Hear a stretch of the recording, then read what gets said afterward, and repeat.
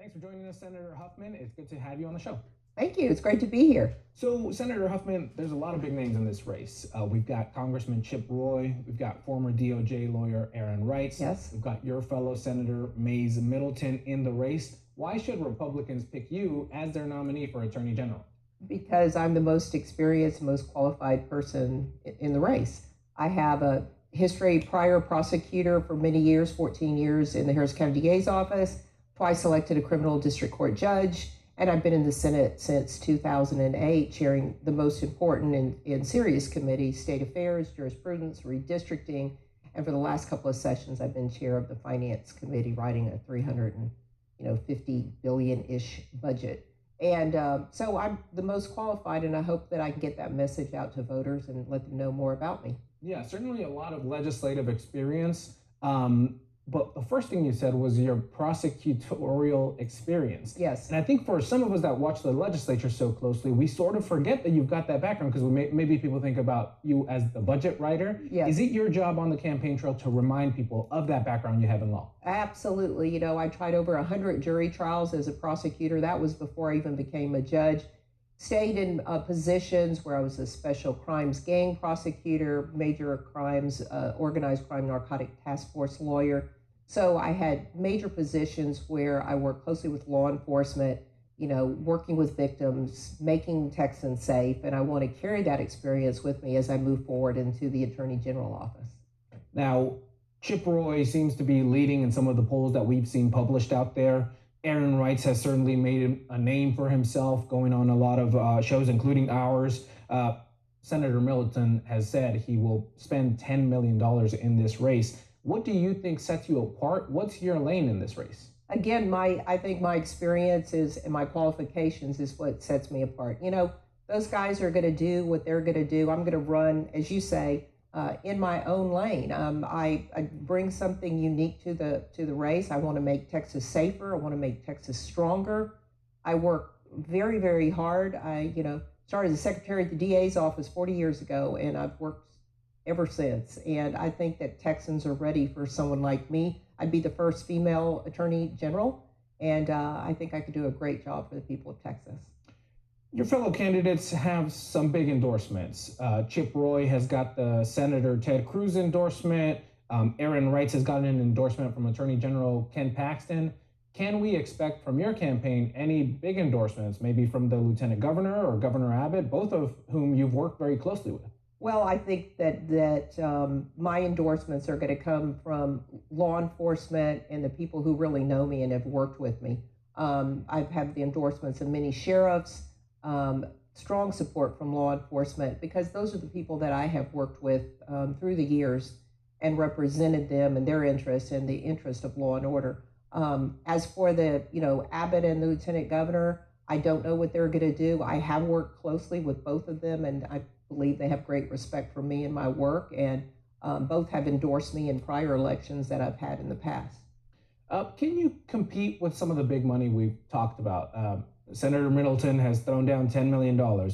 Congressman Roy obviously has a lot of donors from his time in Congress. How much money can you raise, and what's the plan to win over voters and say, hey, I'm the person that you should pick over these other names? Well, I'm working very hard to raise money, but you raise a valid point. Mays does have his own trust fund or whatever, however his money is allocated, but he has a lot of money and he's made that very public.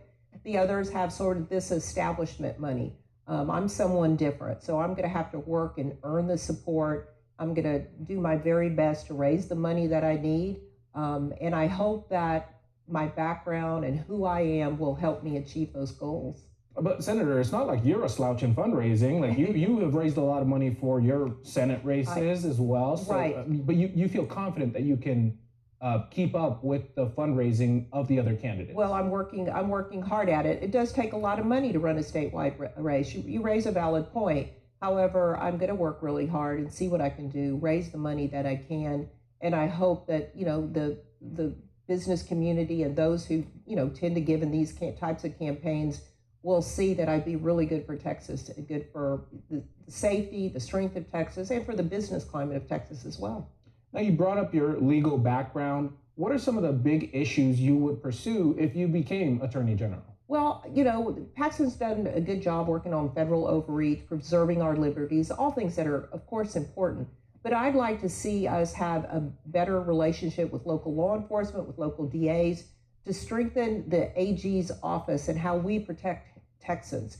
So many crimes, transnational gangs, cybersecurity. Now that AI is taking over, the way that criminals are using that to really prey on the vulnerable of our state, the elderly, and human traffickers. There's so much that needs to be done to take care of the people of Texas. That's going to be my focus of how I strengthen the Attorney General's office to protect Texans. And I can do that based on my background, my experience, my qualifications, and the decades that I've spent working on these very issues. Senator, you mentioned working with local DAs and law enforcement. I want to ask you, because this has been a topic over the last couple of sessions about giving more power to the Attorney General to become involved in local cases over human trafficking, over election fraud cases, even when the DA does not want to pursue. How do you see that topic? Because it's a big issue, particularly in the Republican primary. It's absolutely a big issue. And I think it would be a good thing for the state, for the locals to have access to state resources.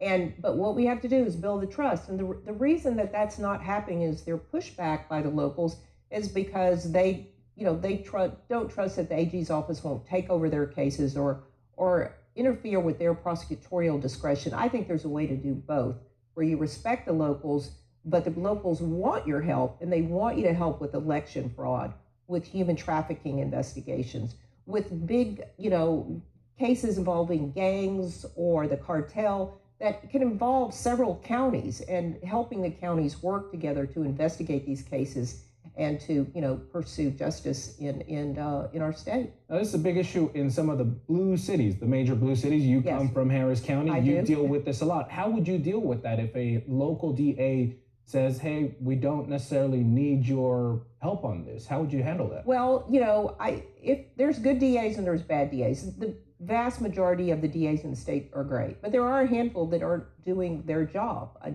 would say maybe there's one right here in Travis County.